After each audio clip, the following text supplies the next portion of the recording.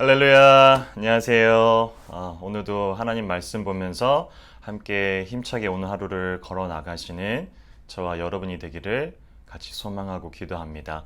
오늘 말씀을 볼 텐데 쉽지 않은 이야기들이 나옵니다.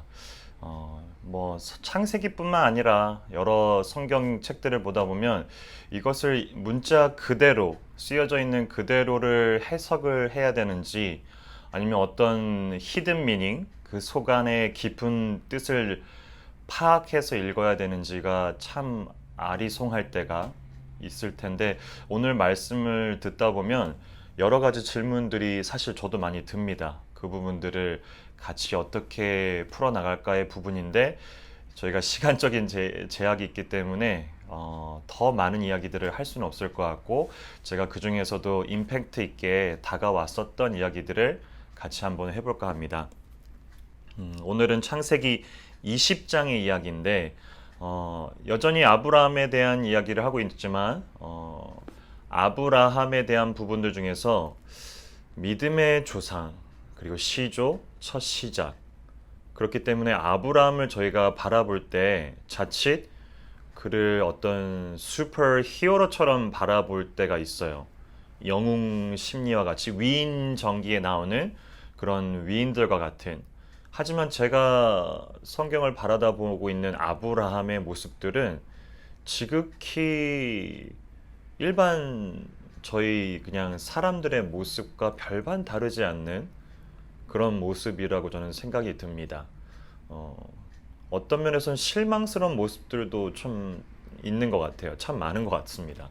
예를 들면 오늘의 이야기가 그런 이야기들이 나오는데 오늘 그랄 왕 아비멜렉이라는 그 왕의 호칭입니다. 개인적인 이름이 아니라 어떤 이 블레셋 왕의 이름을 아비멜렉이라 하는데 아비멜렉 그 땅에 왔을 때 그 왕의 그 통치 가운데 왔을 때 본인의 와이프를 누이라고 속이게 되는 아브라함 입장에선 굳이 속이는 건 아닐 수도 있다라고 변명을 할 수도 있을 것 같은데 근데 이것이 한 번이 아니라는 사실이죠.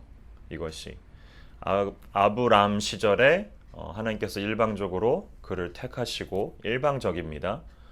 그리고 그를 이제 민족의 어떤 시작을 두기 위한 그런 계획들을 잡으셨을 때 아브람이 자기의 본토를 고향을 떠날 때 첫 번째 조건들이 뭐냐면 자기 아내인 사레가 너무 예쁘기 때문에 너무 예뻤나 봐요. 너무 예쁘기 때문에 그녀를 내 누이라고서 얘기하는데 그 이유가 나타나죠. 어디서 나오냐면 12장에서 나옵니다. 창세기 12장 얼마 지나지 않았는데요. 13절에 보면 원하건대 그대는 나의 누이라 하라. 그러면 내가 그대로 말미암아 안전하고 내 목숨이 그대로 말미암아 보존되리라. 이게 이유예요. 즉 자기 살겠다고 자기 와이프를 누이라라고 떠남과 동시에 그 자기의 고향을 떠남과 동시에 자기 와이프를 미리 세뇌를 시키죠. 셋업을 시킵니다. 그대가 누가 묻거든 내가 남편이 아니라 누이라라고 내 브라더리라고 하고 너는 시스터리라고 해라. 왜? 너가 너무 아름답기 때문에 혹여나 다른 이제 지역을 가게 됐을 때 그 왕들이 본인을 죽여서 너를 아내로 취하려고 하기 때문이다라는 그런 이유 때문에 첫 번째로 이 애굽 땅에 들어갔을 때 그렇게 바로 왕에게 이렇게 속이고 다시 하나님께서 그녀를 찾게 만들죠. 그리고 두 번째 사건이 바로 오늘 20장에 나옵니다. 그랄 왕 아비멜렉 앞에서 또다시 똑같은 거짓말, 변명을 합니다. 분명한 것은 그게 진실은 아니겠죠. 근데 이 아브라함이 그런 행동을 똑같이 합니다. 나중에 이야기인데 이삭, 아브라함의 아들인 이삭도 이와 동일한 행동을 하죠. 가풍을 이어가는 이런 뜻이 아닙니다. 우리의 인간의 내면 가운데 여기서 끝내버리시면 안 돼요.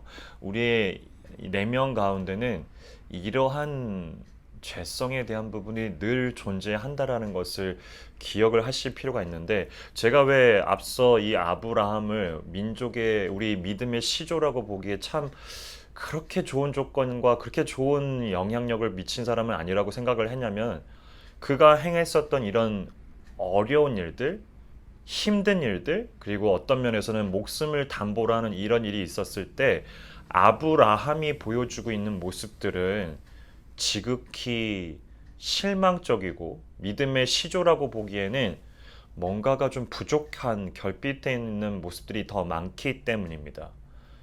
그러면서 또 위로가 되는 게 있어요. 뭐냐면 그도 우리와 똑같은 인성을 가진 사람의 성격을 가진 그런 그였구나라는 생각인 거죠.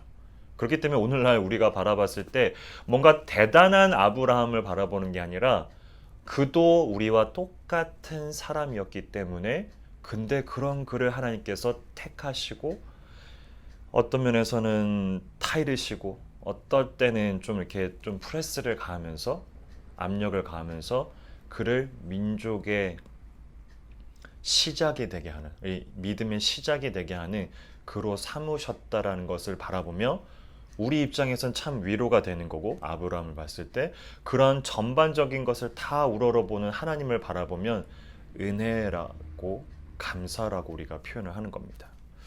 내용을 잠깐 보면 똑같습니다. 그라랑 아비멜렉의 제가 뜨문뜨문 이렇게 구절을 바라볼게요.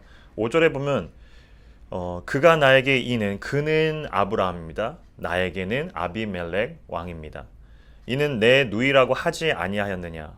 그 여인도 심지어 사례도 그는 내 오라비라 하였다라고 해서 이 왕이 아비멜렉 왕이 사례를 그 아리따운 여인인 사례를 자기의 심지어 이 나이를 보면 그렇게 젊은 시절이 아닌데도 그럼에도 불구하고 예뻤나 봐요. 그죠?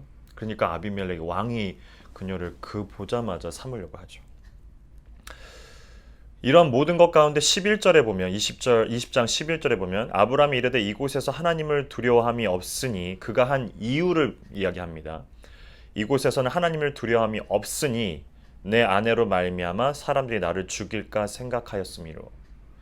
처음에 애굽 땅에 밟았을 때와 별반 다르지 않은 이유로 내 아내인 사례를 내 누이라라고서 했다라는 겁니다. 또는 아브라함의 변명이 여기 나옵니다. 12절 또 그는 정말로 나의 이복 누이로서 내 아내가 되었습니다. 같은 아버지 다른 엄마라는 거죠. 그렇기 때문에 누이이기도 합니다라는 비겁한 그런 모습들을 보여주고 있습니다. 13절에 보면 이런 내용이 나옵니다. 하나님이 나를 내 아버지 집을 떠나 두루 다니게 하실 때 내가 아내에게 말하기를 이후로 우리의 가는 곳마다 그대는 나를 그대의 오라비라 하라. 이것이 그대에게 내게 베풀 은혜라 하였었노라. 이게 남자로서 보기에도 참 실망스러운 아브라함의 모습인데 여자들이 보면 더 실망스럽지 않을까요? 이게 아브라함의 본성이고 이것은 제가 앞서 말씀드렸듯이 우리가 갖고 있는 사람들이 갖고 있는 결국엔 나 살겠다고 하는 거죠. 나 살겠다고. 이렇게만 바라보면 성경은 참 암울할 것 같아요. 여기서 끝나지 않고 아비멜렉의 모든 조건들을 알고 나서 그도 이제 그 자기의 후궁으로 취하려고 했었던 사례에게 그의 남편이라고 표현하지 않고 이렇게 표현합니다. 16절에 사례에게 이르되 내가 은 1000개를 네 오라비에게 주어서 오라비라고 하죠.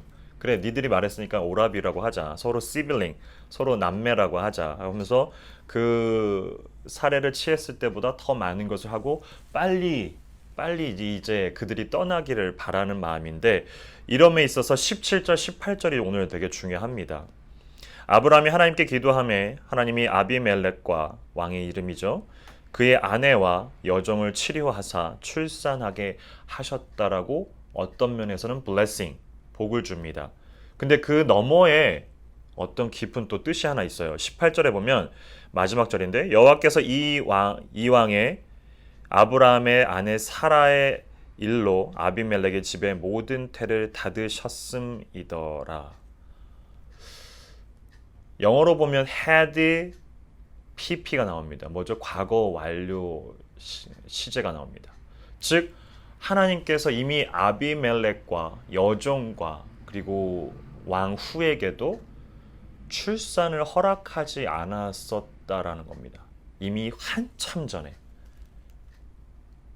그러지만 이 살의 일로 아브라함이 기도했을 때 하나님께서 이제 출산이 가능하도록 그 길을 하나님의 복 가운데 열어 주셨다라는 얘기를 합니다. 이런 질문이 들 수 있을 것 같아요. 그러면 아비멜렉과 그의 가족들과 그의 우울함들, 자녀를 얻지 못하는 왕인데 심지어 후손을 얻지 못하는 그런 우울함들을 하나님은 이 단순한 아브라함을 위해서 모든 셋업을 다 하셨다라는 이야기가 되나요? 뭐 이런 질문들도 저는 듭니다. 지금 그런 깊은 이야기를 다 할 수는 없지만 제가 보고 싶은 부분은 하나님께서 이 예비해 두시는 이러한 분이라는 것을 좀 바라보고 싶습니다. 에베소서 제가 설교할 때나 이 영상을 만들 때도 자주 인용을 하고 있는데 에베소서 1장 6절에 보면 하나님이 우리를 향하신 구원의 그 계획들 혹은 아브라함의 그 시작을 두기 위한 계획들 그것을 언제부터 했냐라고 표현하자면 에베소서 표현을 들자면 창세 전부터 예비해 두신 계획해 두신 그리고 그렇게 셋업을 해 두신 그런 하나님이 우리의 하나님이라는 겁니다. 여러 좀 논의가 돼야 될 어떤 좀 위험한 이야기들이 좀 있긴 하지만 그런 거를 좀 다른 속에서 내버려 뒀을 때 하나님께서 우리를 향한 구원의 계획들은 이렇게 미리 그리고 한참 전부터 언제 전부터냐고 하면 에베소서의 표현을 두자면 창세 즉 천지 창조를 하시기 전부터 우리를 향하신 그 계획들을 미리 셋업을 해두시고 기다리시고 그것을 향해서 우리를 향해서 끝없이 구원의 그 소리를 구원의 그 문을 두드리라고 보신다라는 겁니다. 들려주게끔. 얼마나 감사한지 모르겠어요. 이러한 아브라함인데 이렇게 치졸하고 비열한 남성상으로서는 너무나 좀 아닌 그런 아브라함인데도 불구하고 이러한 아브라함을 향해서 그냥 어떤 특별한 조건이 있는 우리 믿음의 시조가 되는 특별한 조건이 있는 그가 아니라 정말 보잘것없다 평균치도 못하는 평균치도 안 되는 그를 향해서 하나님께서 미리 셋업을 해두셨다라는 겁니다. 왜요? 구원을 위해서. 왜요? 이게 좀 더 증폭이 되면 오늘날 우리를 위해서까지가 되는 겁니다. 이러한 하나님이라면 충분히 우리가 믿어봄직하지 않을까요? 그런 하나님이 오늘 우리를 향해서 여전히 우리의 혹시 주변에서 안 믿는 자들, 우리 혹시 가족 중에 안 믿는 자들 향해서 여전히 그 팔을 펼치고 계신다라는 겁니다. 함께 믿음의 길에 구원의 길에 함께 동참하기를 원하시면서 믿음직스러우신 그리고 너무나 성실하신 그런 하나님을 오늘 또 바라보게 됩니다. 함께 기도하겠습니다. 참 좋으신 하나님 아버지 감사합니다. 오늘도 여전히 성실하시고 신실하시고 변함이 없으시며 흔들림이 없으신 그런 하나님을 또한 바라보게 됩니다. 우리를 향하신 그 구원의 계획들을 아브라함의 사건을 통해서 보건대 미리 계획하시는 그리고 예비하시는 그 모든 것을 또 운행하시고 그리고 실행하시는 그런 하나님을 우리가 바라봅니다. 그런 하나님이기에 오늘날 우리에게도 너무나 믿음이 가는 하나님입니다.